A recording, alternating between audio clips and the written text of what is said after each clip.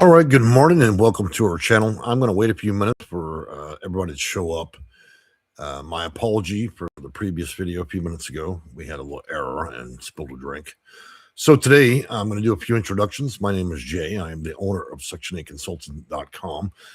Today we're going to talk a little bit about federal rules. And for those of you, the most important topics that I often get at our office is income, assets, mostly, and inheritance, and understanding the differences between income and what an asset is and the complexities with this.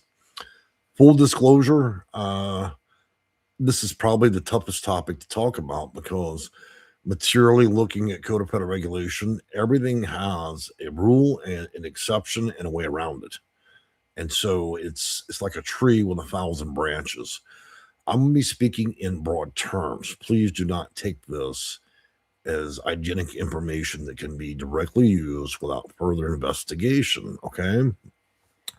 Now, to bring ourselves into modern times, I have created a QR code for our office. And for now, it's just a printout so you can see it because you guys are going to ask a lot of questions in the comment sections. Unfortunately, I don't have the time or the energy to get into complex conversations in the comment section of a public forum. We offer appointments at my office. So here's that QR code. Let's see if we can get it up here. You can take your phone, open up your camera, and then it'll create a link and bring it right there. So there's that QR code. Okay. With 70,000 viewers, it's not possible for me to help everybody with their case in the comment section. Okay. I'd spend my life just doing that. Also, one other introduction before we get started. As you can see, we have Diamond, our rescue cat. We found at a Shell station after some horrible things happened to her. I probably have a big announcement. We have a pregnancy. So for those of you that follow our channel, I understand that we kind of include cats in our videos a lot. I'm 70% sure she's pregnant. And so it's going to be a wild party pretty soon. All right. So beyond that, I don't have a way, YouTube has not created a way to do live videos and also show you the screen. So we'll be doing a follow along, and you need this information anyways, because you can't materially believe everything that a caseworker tells you. Keep in mind, a PHA, a public housing authority, where you get your voucher and you're trying to figure out income, assets, and so on. A lot of those workers have only been there a couple of months. Do you think they've sat down and read 8 telephone books of federal code, policy, procedure, administrative plans? No, I have. They have not. And so often to get you off the phone line, they even give you misleading information, denying that any of this is even on the federal books. And so you can't take your wisdom there. I Googled several topics this morning in relation to the subject matter. Google by far is the worst liar. AI. It is generating information based on the last 20 years rules, all which are irrelevant. So Google doesn't know.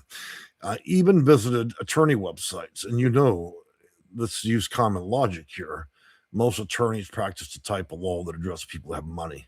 They don't really bother to address topics under federal law or state law that address low-income individuals because they don't really make money that way. So a lot of what I saw was nefarious. In other words, it was just a taste of information in order to get to the column. Believe it or not, a lot of times our office gets hundreds of calls from law firms and paralegals from around the country because they don't want to do the work. So they dump it on my office or another consultant. And we typically have those answers there. So I don't know that an attorney would be of any great benefit to you either. And then, of course, we have the open concept interpretation. There's the letter of the law and there's the intent of law. So it's a whole lot. Now that I've gone on and done a little talking here and introduce you to my co-host, that she's passed out pregnant, I'm pretty sure. So it won't be long, guys, before you see kittens all over the chair, okay? It is not a ploy. I don't bring this into my life. I try to do the right thing, and then I get roasted for it quite often. So now I'm going to give you 2 versions. I'm going to give you a condensed version here to follow. It's going to be a PDF, and it's issued by the federal government, okay? This is not from CNN. This is not from Reddit. This is not from Google, okay? If we're going to address the topic, we're going to do it at the federal level. The reason I'm going to give you a simplified version is many of you are not experts.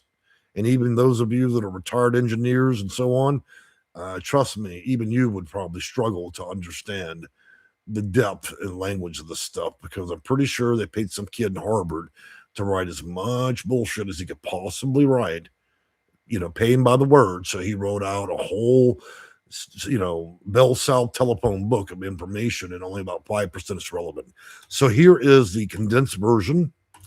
Let me know if you got the link. If you are watching our video after it's live, I can tell you these links will be in the description below. I'll also post them in the comment section.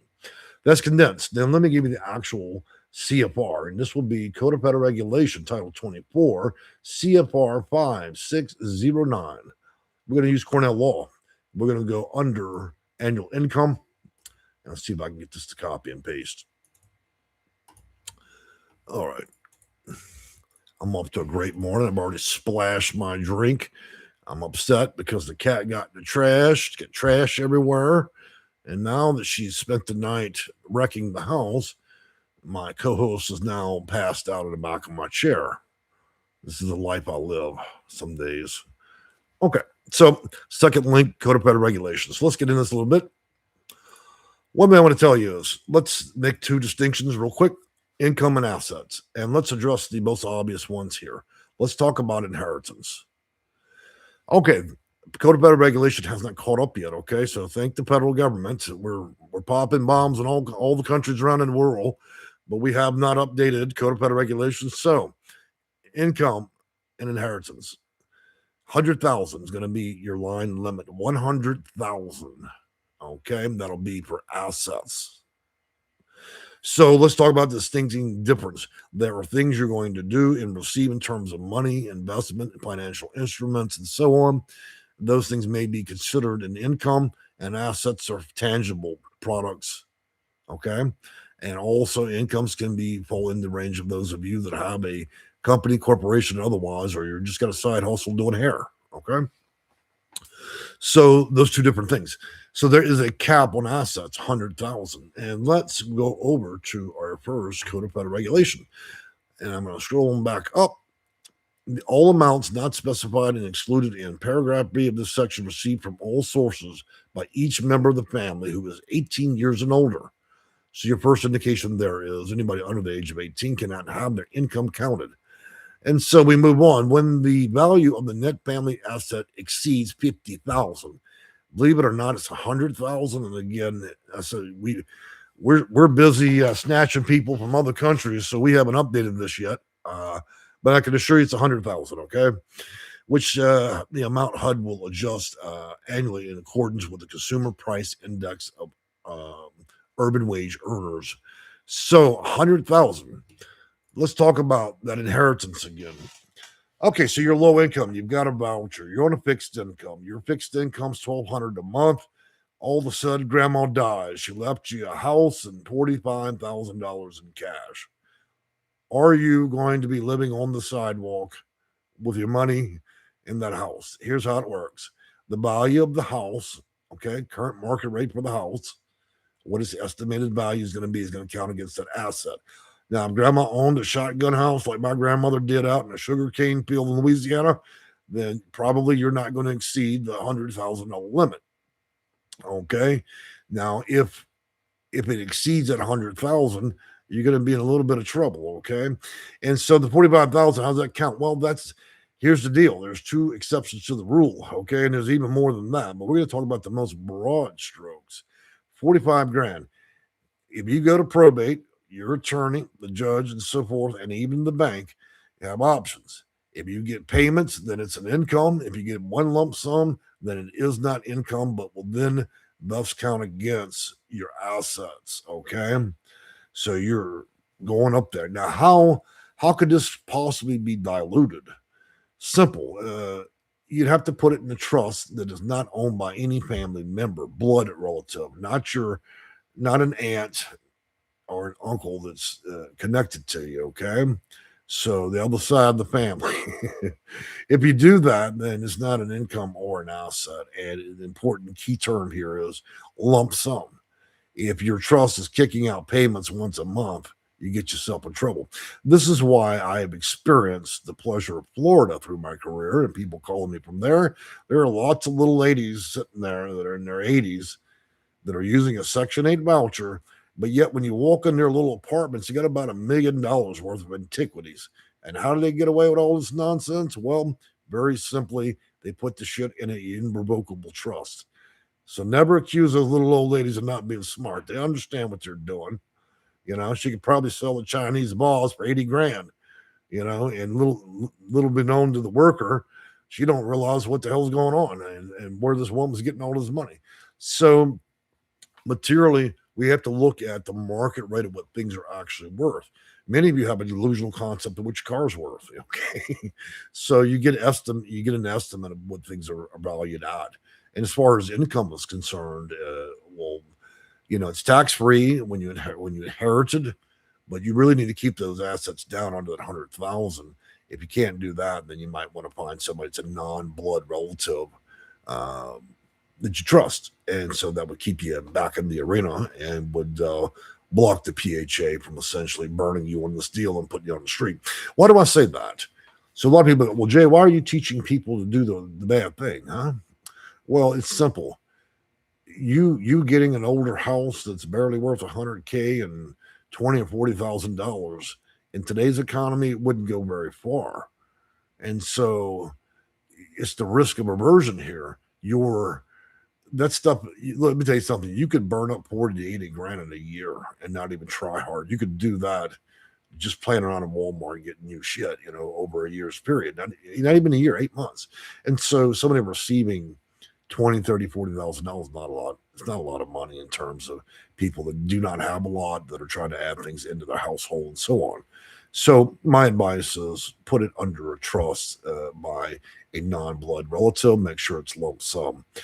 And so income, that's a sticky topic because it doesn't relate nationwide. Depending on where you live, there are going to be different income limits.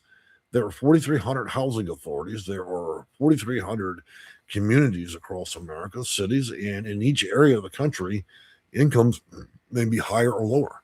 If you live in the deltas of Mississippi, a high income could be $35,000 a year. You go out in San Diego, California, and you could be considered poor and on the street at $115,000. Okay, or Los Angeles pushing at $120,000, you're considered trash. You ain't got nothing with that. Okay, that's almost imaginative that you could make $100 grand and you're considered the toilet cleaner in places like LA. And so it shows you the gravity and the changes across the market. So let's get back in here into our two different lists. And again, I'm going to republish these links for you guys showing up late. Here is a condensed version of federal law that covers what you can and cannot do. Let me repost that. And then let me give you the actual Code of Federal Regulation, Title 24, CFR 5609 for annual incomes. This is what your workers should be using, but if the housing authority just hired somebody from Popeye's Chicken, she used to make the biscuits, now she's your caseworker. Don't believe everything you hear on the phone, okay? There's lots of people that just got their GED at the bubblegum machine, and now they're working over there at the housing authority, and they'll tell you all kinds of things. Look, housing authority in its conversation does not supersede or trump federal rules, okay? If it's not demonstrated in the two documents that I've given you there, and its exceptions and inclusions, then your worker is either a liar or a fool. And you'll find lots of that, trust me. All right, moving on back. I'm going to get into comments real quick, and then we're going to move on to another subject matter within this. Shauna, good morning. Sheila Davidson, hello and good morning. My son's mother, good morning. Jay, good morning. Bella Cruz, good morning. Also want to thank the person that texted me at 10 o'clock last night. I was celebrating my birthday. I had a nice slice of cake, and at 10 o'clock at night, I got a text. You know what I did? I decided not to be an asshole. I actually texted the person back. Okay? But I have to warn you, it's a challenge, dealing with people. Modern offices use cell phones. They don't really use landlines that much. So you go and text me in the middle of the night, you're probably going to get a horrible reception from me. I've been known to have seizures, devils come out of me, all kinds of things. I get twisted up, and who knows? I might even go break something in the kitchen because I don't understand why people calling me from the bar room, in the middle of the night, sometimes 2 and 3 in the morning. You have a schizophrenic moment. Your freak out 10 hasn't been assembled yet, and then you decide to give me a call at my office, which is my cell phone, and then I have to flip out and then have psychiatric issues. Okay, I'm old school. You call after dark, and then I get upset and twisted up. Okay, please don't do that. Michi, hey Jay, good morning. Cynthia, hello everyone. Natilla, good morning. I love that name. Misha Williams, who's the poppy? We don't know who Daddy is. She's a gas station cat, so she's quite the floozy. She makes her rounds around town. She's already met some of the boys in the neighborhood. She shakes a leg. I tell you, these cats, it only takes a moment. I mean, I could be in the shower on the toilet and the cat go, and then the next thing you know, we're pregnant. So, like I said, it won't be long, and then we're gonna be like the Brady Bunch in here. I'm have cats popping out my hair. I've already been through this twice. Double pregnancy between two cats between 9 days. I'm not looking forward to this, but I don't believe that aborting the kittens is an ideal thing based on my own concerns and thoughts. Gwen, happy birthday. Well, thank you. I'm just another day older. Linda, hi, Jay and everyone. Good morning. And so we got Seppa. I'm in Leary School graduate, no income. Well, if you got no income, you got no voucher. That's for sure. You got to have some money, brother. Michi, it is a good time to port out from one city to another within the same state of Ohio. Well, since we're talking about portability and not so much what the video was designed for, I'll tell you this.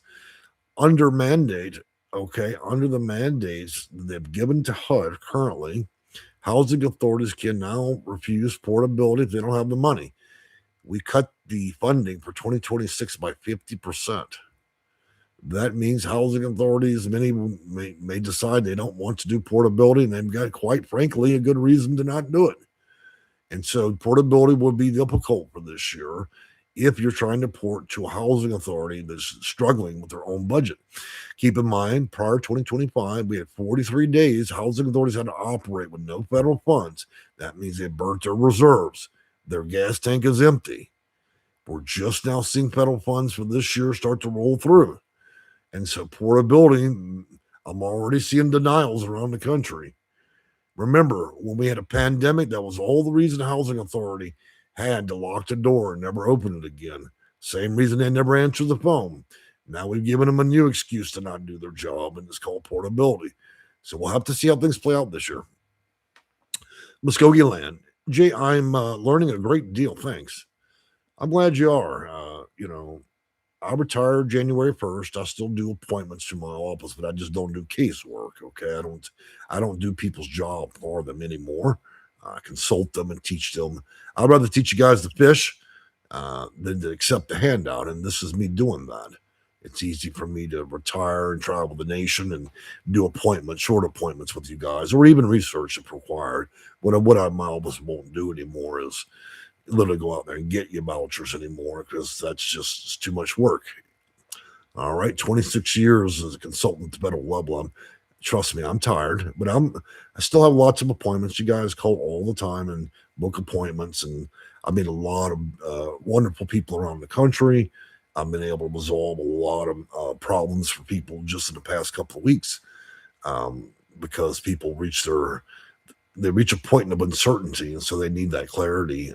And I can tell you, anytime I address clients, whether they book very short appointments or a half hour, I'll always back up everything with policy, procedure, and federal law. This is not my opinion.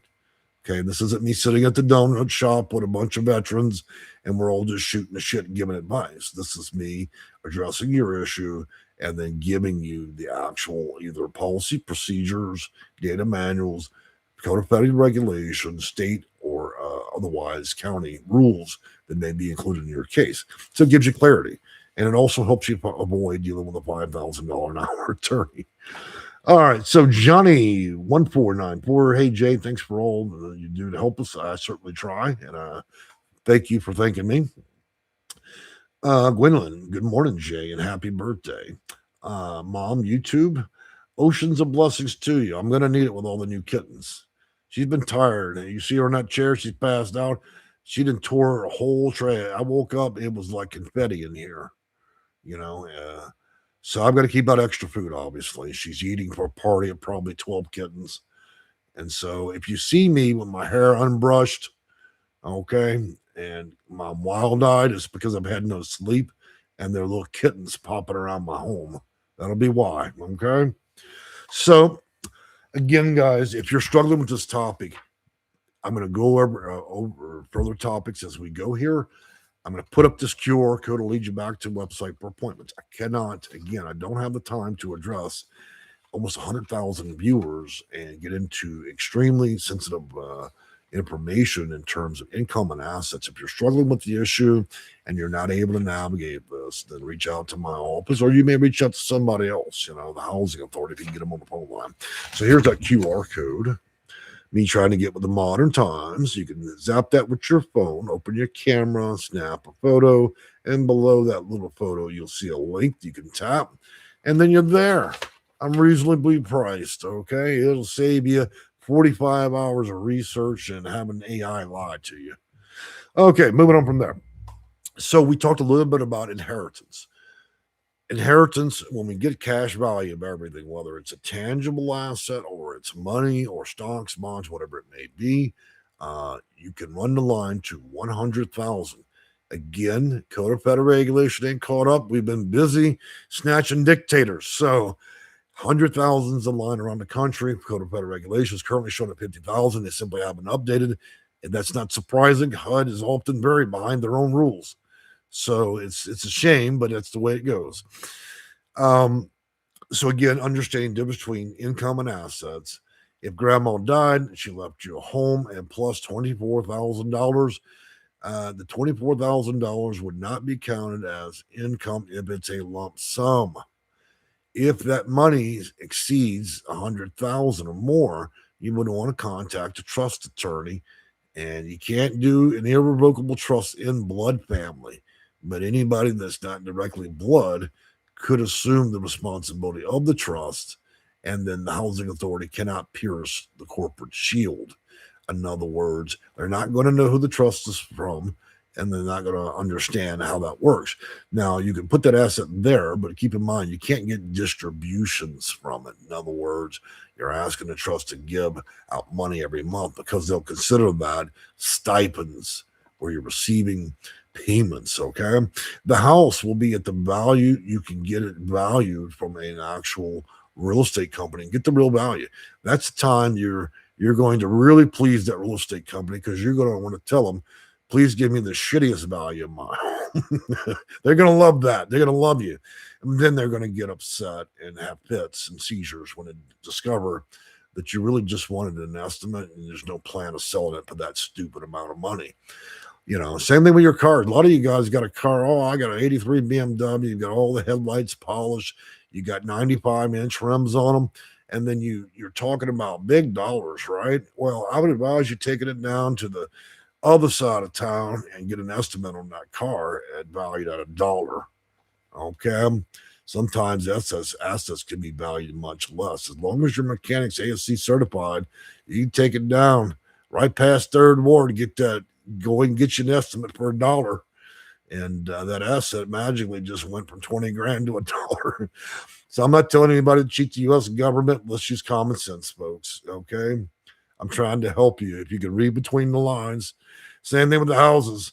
You remember the signs you see around town? We buy ugly houses. Grandma's house is super ugly. Call the shadiest fucking one in town and get an estimate. They're going to offer you $1,000. You can just turn it into your PHA. Well, they said it was only worth $1,000. So there we go. I've got $99,000 more dollars to earn. So that puts your assets at 1,000. But let's be honest, you need some kind of evaluation of the home to get its value. And I recommend the worst shark in town part of that. It's quite appropriate. They get used and get nothing, right? Thank them and walk the fuck out with the paper. Take your car down in Chinatown. You can take it to our friends down over there in Third. You can take it to our friends out in the Hispanic neighborhood. Hey, if they get ASC, you can slip them a 20. Hey, that car, look at it. It's only worth $1. Is that what you're going to give me an offer for? Put it on paper. There you go. I don't really want y'all doing that. That's meant as a joke, but I think you realize it's not really meant as a joke, right? So there you go. I'm retired. Nobody can say shit about what I have to say. So I'm just telling you how to handle your business. This is reality we live in. It's cold and stark. All of you need every chance and opportunity you can get. Everybody I've ever met in the system that tried to do shit honestly got burned. Okay? If you're going to play a rigged game, I advise you very carefully to consider playing to win. If you want, let me tell you something. If you were invited to a competition where you knew it was rigged, you could only do a couple things, okay? You can be a snowflake and go along with it, okay, and lose, or you can what? Become a Karen. Take it for all it's worth, right? So, look, guys, the system is not always fair in that respect. So let's get on back to code of better regulation. I'm having a little fun with you guys today, giving you some ideas. So moving on to our list, I want to go down to exceptions.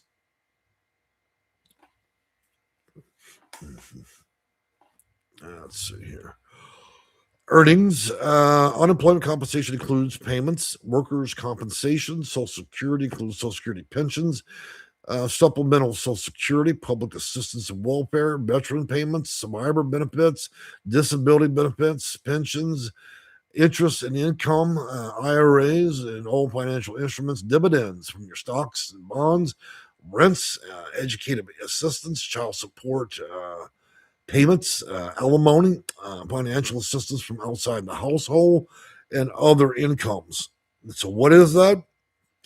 That would be considered income. Let's look at exclusions. I'm going to go back up to the list here because there's no way for me to remember all this. Even I can't remember it all.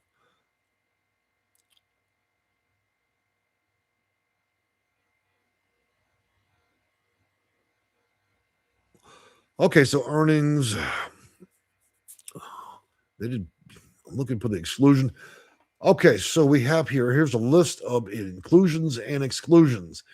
Inclusions, wages, salaries, tips, and like taxable interest, dividends. As we went over that part, exclusion, educator expenses, certain business expenses, health savings and account deductions, moving expenses, deductible part of self-employment tax, self-employment SEP, simple, and also qualified plans, self-employed health insurance deductions, penalty on early withdrawals per se, like IRAs, alimony paid, IRA deduction, student loan interest deductions, tuition fees, domestic production of activities. Well, that was a really nice explanation of that one. So the value of allotment under the Eligible Household and under Food Stamps Act, Domestic Volunteer Service Act, Alaska Native claims and settlements. And let's also talk about settlements here. I want to get into that a bit. If you receive a lump sum settlement, it will not affect your income, but it will affect your assets. You need to talk to your lawyer about issuing the maximum line under 100K, okay? And then have that attorney connect you with a trust, and then have that connected probably through his law firm or another law firm, and then you can put it in a revocable trust where they can't pierce corporate shield. So you get a lump sum for $100,000, and then the rest goes there. The trust can buy you a house, your car, and everything, and it becomes part of the trust. The trust can be stuck inside of a business, which would be a limited LLC, limited liability company, corporation. Well, the corporation needs a house, doesn't it? It just so happens that office tends to be your house. Okay? You got to be smart about this.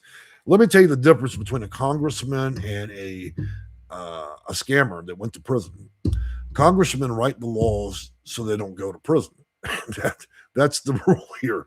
Almost anything you can cheat out of the tax base, whenever there's a problem, a congressman has a problem. For the last 200 years, they write in back doors so they don't go to prison. Okay? When you don't use the back door, then you become a congressman. Okay? And then you end up in prison. So Look, it's interesting how somebody could go and do something and then get 50 years in prison. But anytime a congressman decides that a family member has been affected by the issue, he'll write it in legislation and gives you a nice back door. Why do you think all these companies make a lot of money but never pay anything to be here in America? Because they wrote the rules in there. It says we could rob America and not pay taxes. We could hide our money in Ireland. And so along with that, a lot of this is me speaking in the same terms. So you understand that I'm not trying to teach you to be evil, disrespectful, dishonest. I'm only trying to help you do exactly what the US government already does. Okay? That's how you should feel about it. If you play the rigged game, play to win. All right, moving back down here. Woodland Young, good morning, Jay, and happy birthday. Oceans of blessings to you, man, mom, tube, I9W. Thank you. Meet you laughing. Mom tube, 50%. Congratulations for your retirement. Good morning, everybody. Linda, happy birthday, Jay. Well, thank you. Thank you for all you do. LaShonda, laughing out loud. $1. Yeah, that's right. The car is $1. Gallion Holt, is there a 2-year look back? My counselor said there is. Well, they can audit you for the period of time you've been on that voucher. You know, when you receive an income or an asset, you're not sure.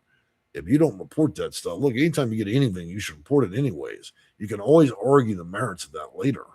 If you made a mistake and you didn't understand something was an income or an asset and they're up your ass, I tell you, you better give my office a call, okay? Even if we're just talking for 15 minutes, because that could be, you could be terminated from the program and then banned. And that ban can last 5 years or greater. And not to mention, they can make you repay federal dollars. It can land you in a federal court. Income and assets is a serious issue. And so while it seems pretty spooky, there are a lot of rules and there's a lot of ways around it as well. But established pattern of not reporting assets within 30 days, which is in your HAP contract, where you agreed to that when you dealt with a landlord or anybody you rented from, then you need to rectify the record. In other words, you need to catch the mistake and make the reporting before the worker figures it. Often housing authorities will sit on that. Oh, we know Sally's told she's been lying, but we're going to sit on this. And the minute she becomes a problem to us or runs her mouth or wants something extra, that's when we burn her ass, right? So housing authorities use this as leverage. They'll hold on to leverage for years, not say a damn word to you until you become a problem to them or a nuisance. Oh, well, she likes to call every day. She traps you on the phone. Therefore, we're going to violate her ass. I get tired of hearing her pop her lips here at the housing authority. She's burning up all my time. Do not think it's beyond that. How would I know that my office is hard? So many former housing authority employees. We consulted with some of the directors of some of the biggest housing authorities in America. I've heard it all. And yes, it is just that petty. If you don't believe me, go down to the housing authority, ring the doorbell, and see if they'll do prayer circles for you. Okay? You're going to learn real quick that things get super personal. And also, they can be quite petty about it. And for those of you that are long-winded like me, you start that jazz with a caseworker, you're going to end up on the wrong side of a deal. And again, they hold leverage. And so another thing that's going to be a big issue for 2026 is President Trump has ordered that all PHAs go under review. They're reviewing everybody's case, including the job the housing authorities are doing. And they're prepared to indict at this point. Okay, most of it has more to do with housing authorities burning through money and misappropriation as well as misconduct than it does with you lying about you running a hair salon on your back patio making $30,000 a year. Okay, but don't give housing authorities leverage. Be clear and understand what the problem is. If you don't get it and you don't have a paralegal or better's understanding of code of federal regulation, policy, procedures, and rules, you might want to talk to somebody that does. And that's why I have this beautiful QR code today. See it there? Scan it with the bone. So I'm going to annoy the shit out of y'all because why y'all like to make me work for free in the comments section. The one video you guys commented 20,000 times. It took me 2.5 months to answer all that nonsense. You know how much money I made from that? I made not even a copper penny. I want to help people, but not to my detriment. I had to call my doctor. Look, I've got arthritis from trying to give people free advice. I don't mind a little, but look, I cannot keep track of 100,000 people.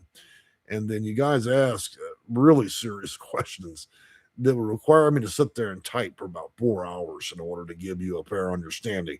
And then I give you that answer, and you'll ask me 3 more questions. It's never ending. So the video and my time is what I can give you for free.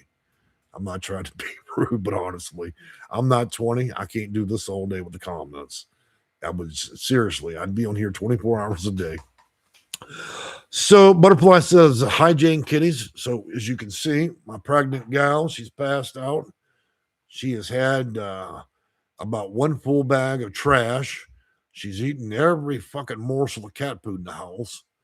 And she's run everybody off the bed. So I suppose she's fixing the nest there. That means everybody's going to get kicked out the house and clawed to death. Because I know how these pregnancies go with cats. So it's going to be a real wild party. She's already run all the males out the house. They're sleeping on the patio. Poor Pops, he don't even know what to think anymore with her. He's been on the patio. He was out there. It's 30 degrees. I had to go pick Papa up off the porch and bring him inside and love him a little bit because she done kicked everybody's ass out of the bedroom. So I don't know where she's planning on dropping these babies, but I imagine that's what's fixing to happen here in a couple of months. So just sharing a little bit of personal stuff. Miss Helena laughing out loud. Debbie Eastman, I have an emergency. I live in California. Is there any way I can call you or chat? You can scan the QR code here. Oh, can you see it? There you go. Scan it with your phone. Once you scan that, all for appointments.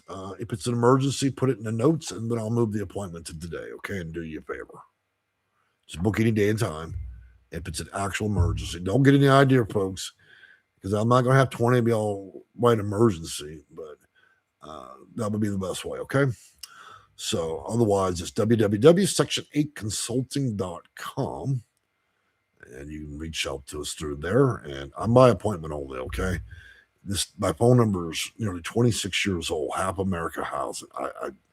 I rarely answer it because I'll get caught in an hour-long conversation, okay? And I can have lots of those. I can just glue the phone in my head.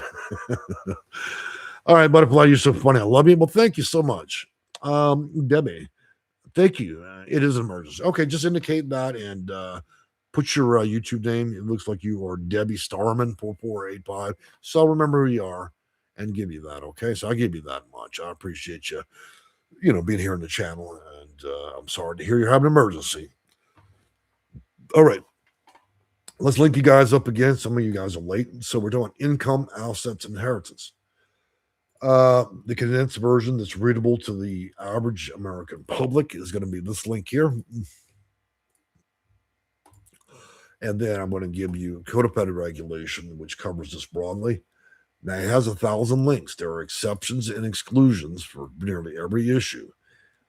The video is intended to be a broad stroke guide, okay? It's not for you to make a deciding decision. It depends. And there's also ways around things, as we described, having assets, valued, cars valued. In the right neighborhood, a $30,000 car could be worth $1. If you call We Buy Ugly Homes, your $200,000 house could suddenly be a $5,000 house.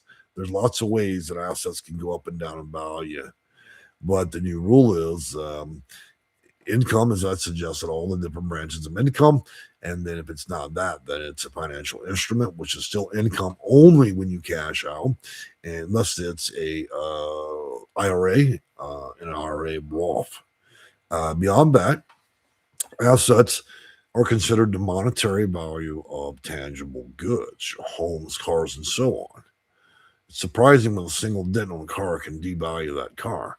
And so if you don't want to reach the $100,000 cap, you just drive it down to Third Ward. They'll give you an estimate there that's be favorable to you.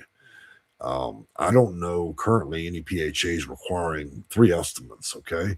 So I would just go ahead and do it that way. So let's give you CFR, as I mentioned.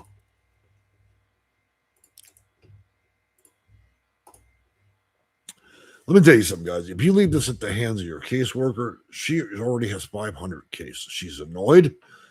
She feels like somebody that works at Pizza Hut with a coal a minute.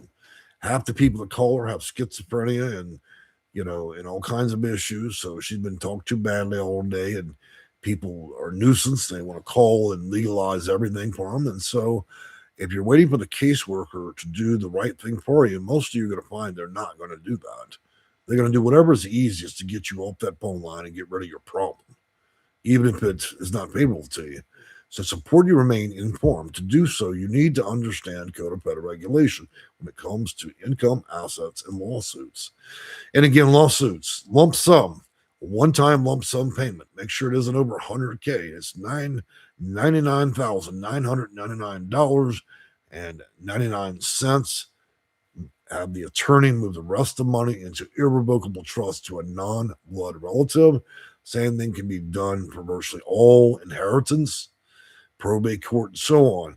Run the meter, determine what your current assets are, and wherever that void is, you can run it to the line. Don't get it too close to that line, okay? Because you never know. Other things can happen that year. You can buy a new car, put you over.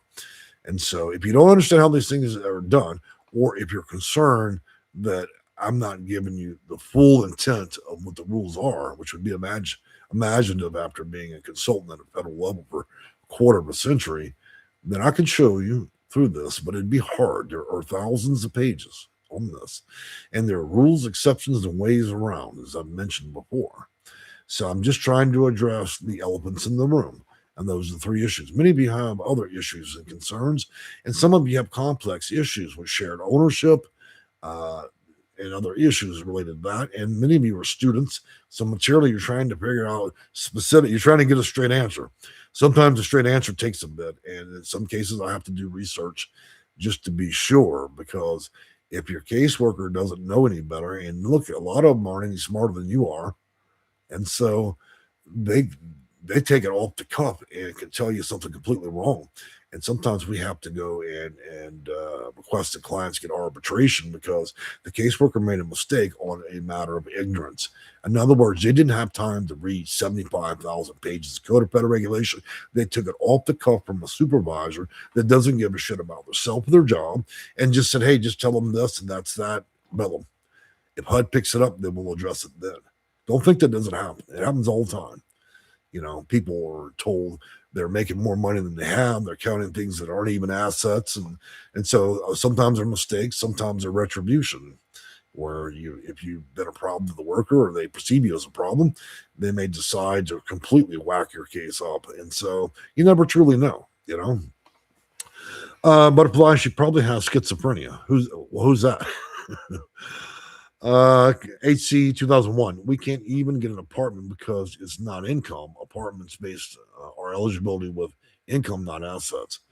Those rules can be very, very particular because they're not just addressed at federal law, they're also addressed at local and county level. And in certain cases, they cannot. First of all, there are states source of income cannot be challenged. And so it depends really where you're living.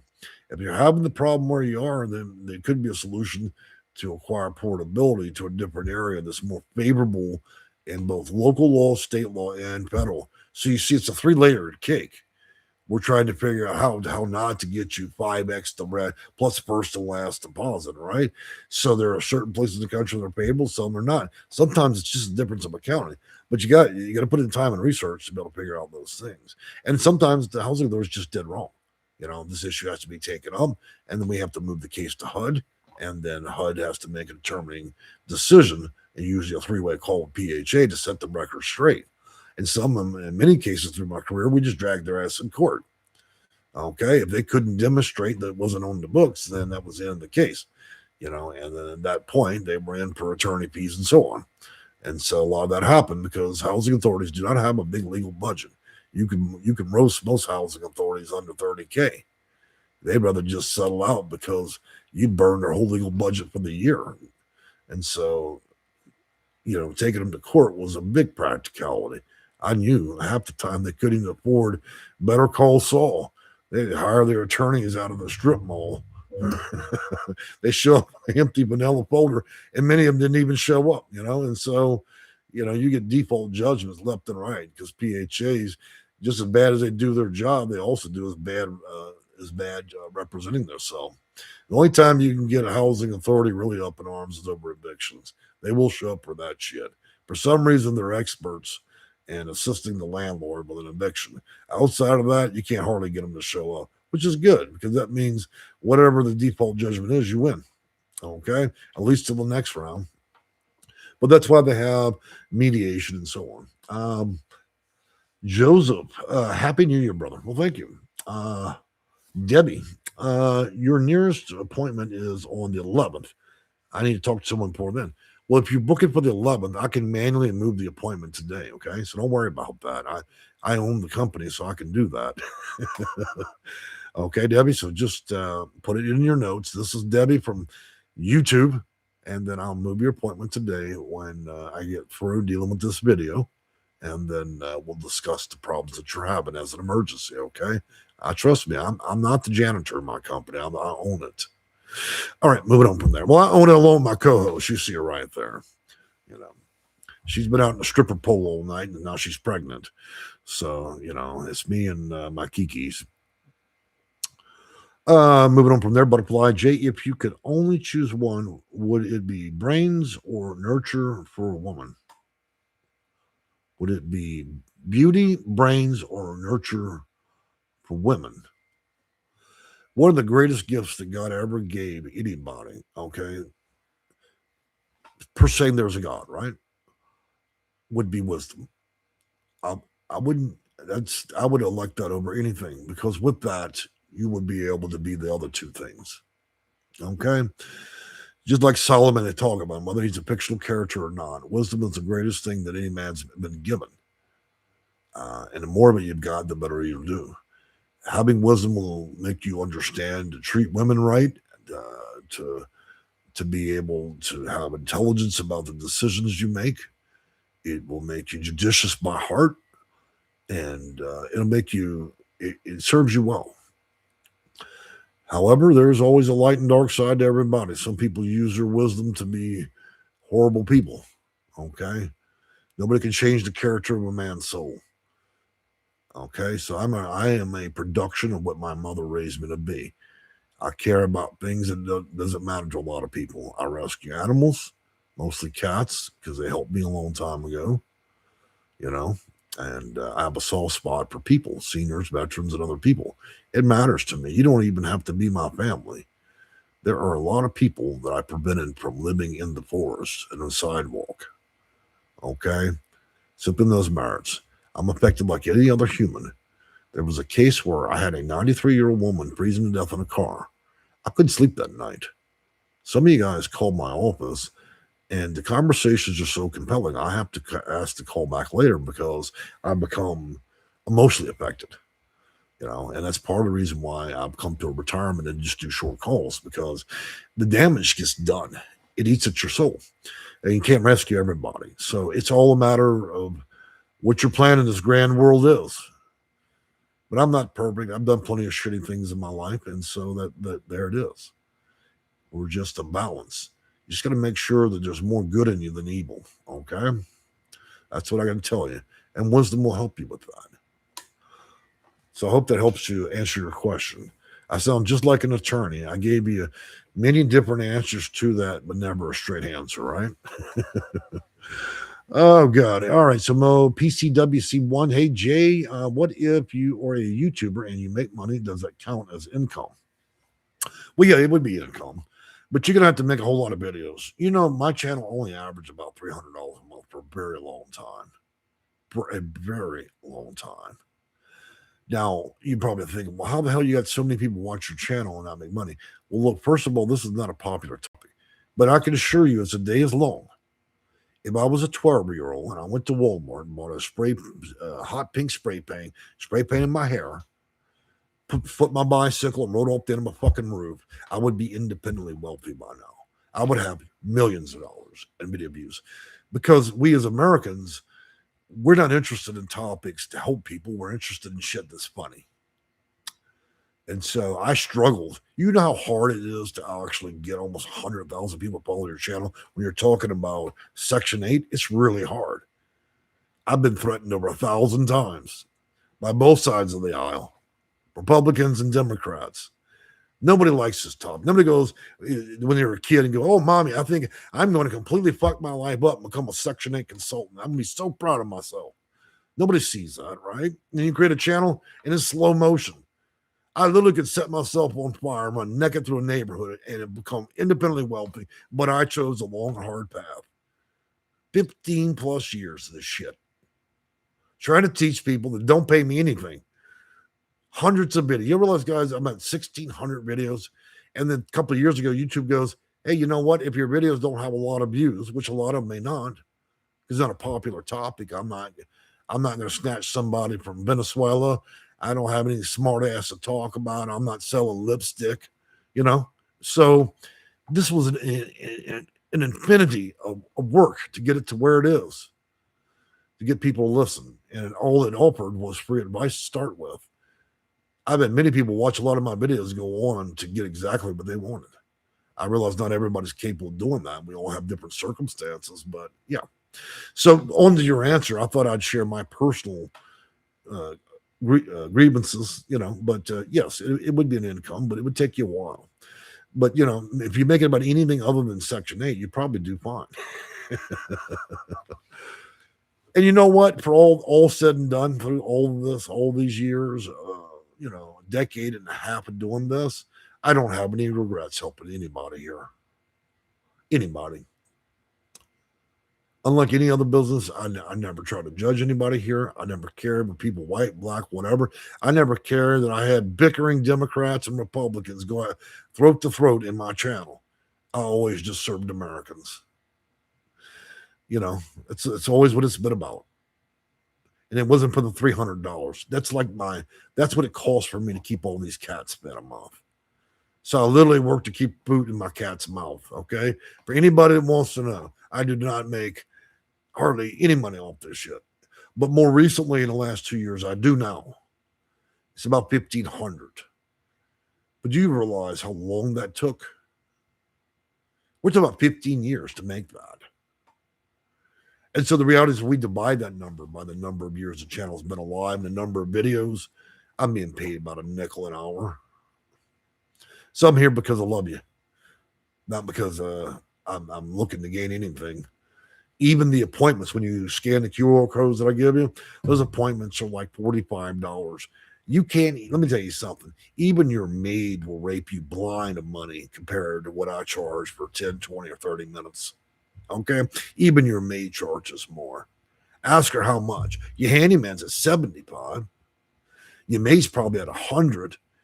You could drive through McDonald's and spend about the same just for meals for 2 people.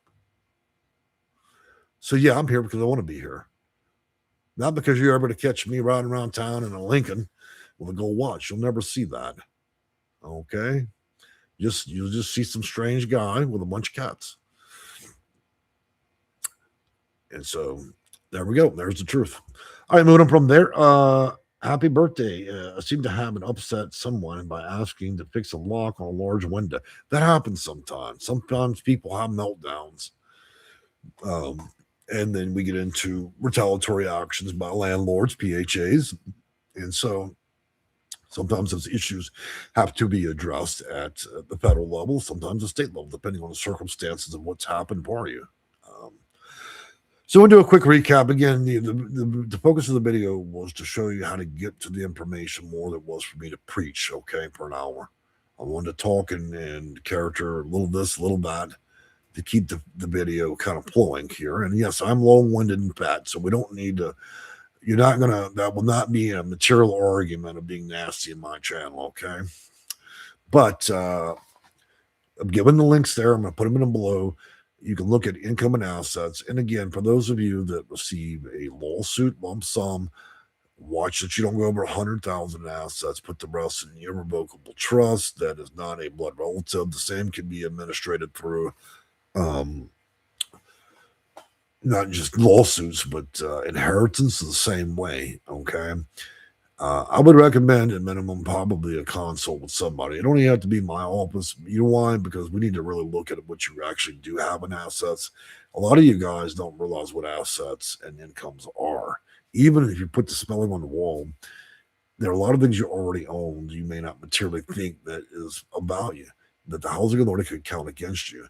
There's hundreds of things as students that I could probably get them reduced off his income.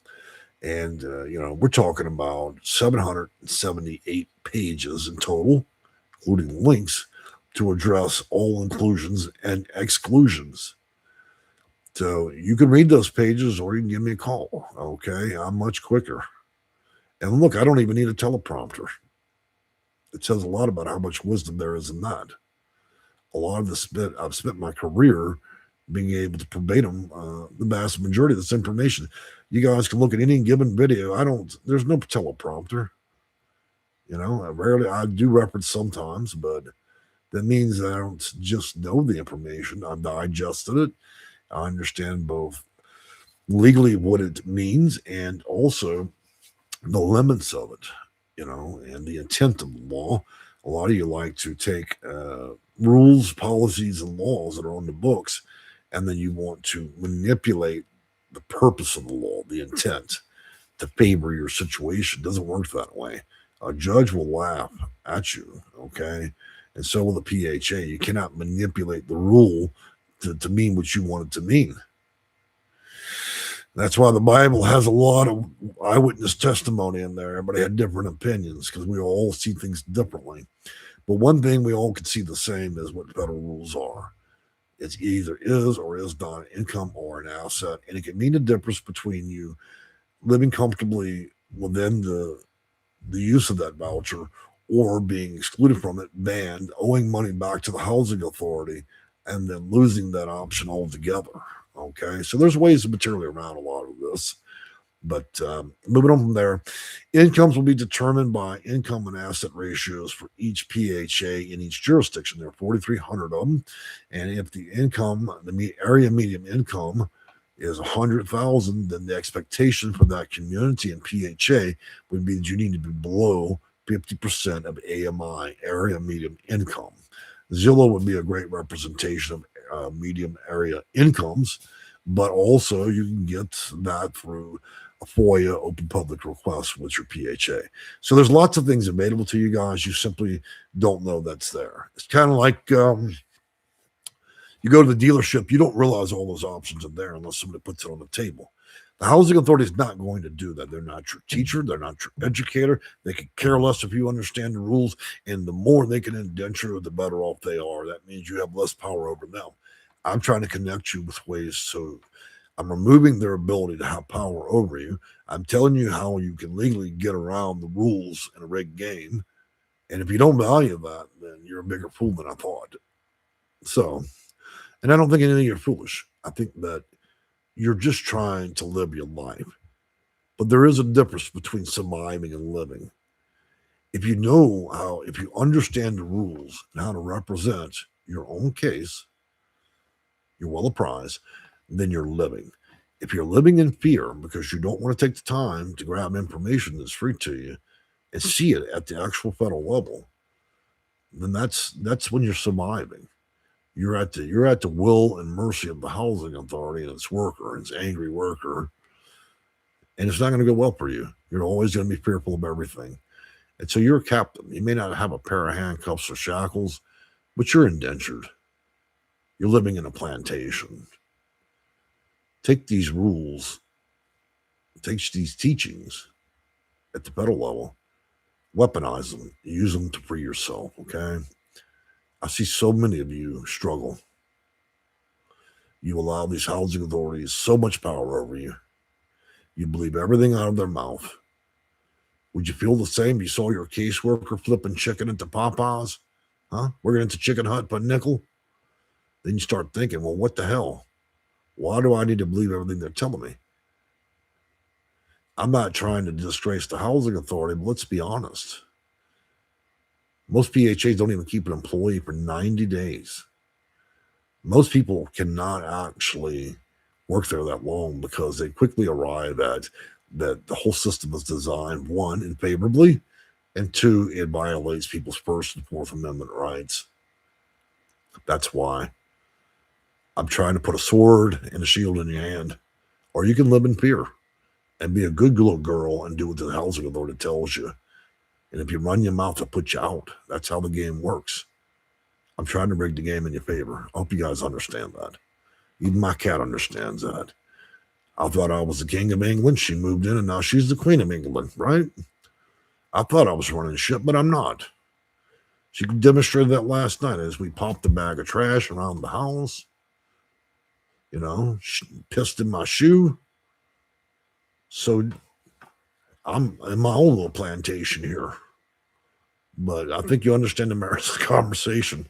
And, while it can be funny, it's hard, I've had lots of cleaning people come to my house and tell me to just straight jump off a bridge. They didn't want to clean. I said, well, hey, look, that's my life. I live in a dumpster almost because the cats have taken over. So every day's a struggle, but we get through it. And I thought we'd cramp all ourselves into a travel trailer and really have a freak out tent. We could travel around the country in a rolling dumpster while the cats pop all the trash in the trailer and I have to go live in the forest. That's a joke, but you see the madness. We're all affected by something. We're all got our own struggles. I encourage you guys to take a moment to read what I've given you. If you're not sure and you need help, I'm here. Okay. So last time, that beautiful QR code, I love it so much. You take a picture of that. If you walk away from the video and you think, I'm struggling, I need help, there's the help square. Okay. Now, that's a testament to my age. I bought this. I bought smartphones till 2009. I bought QR codes till 2026. I've arrived, right? So at least I'm 20% prepared. I'm pretty sure a 4-year-old probably knows more about QR codes than I do. But hey, I finally got it done. You need help? See, even I understand. You need help, you got to call somebody.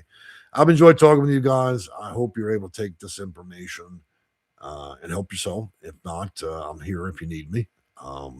Though I am retired and the company, for the most part, is closed and we no longer have staff, I still do private consults with clients. Just short appointments, advise you, get you squared away, discuss what your case is, help you back up your case with federal rules. And sometimes I even do research for clients. But unfortunately, my office does no longer do the work for clients except for the research and so on. It's still a great value, trust me. It's a lot cheaper than you trying to figure it out. Would take you weeks, and running through Google for 100 hours I could probably resolve your matter in as little as 30 minutes. Okay. Be smart about that. Like I said, I charge less than your maid does. Okay. That's a testament to it. All right, Debbie, thank you for the $5. And I look forward to talking to you. And I'm glad that we could have this video, and we will see you again in a couple of days. All right. Bye for now.